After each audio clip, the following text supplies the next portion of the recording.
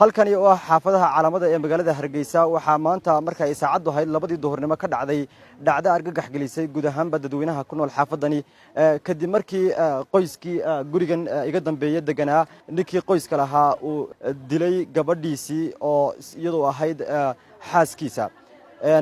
falku waxa uu dhacay 2 duhurnimo sida ay sheegeen dadweynaha halkani xaafadani ku nool gaar ahaan dadka dariska la ah gurigani waxaana geystay ninkii guriga lahaa oo lagu magacaabi jiray Mustafa Maxamed oo isagu markii uu falka geystay goobtaasi isaga cararay xaaskiisa oo lagu magacaabi jiray Hodan Maxamed Cabdi ayuu ku dilay Torrey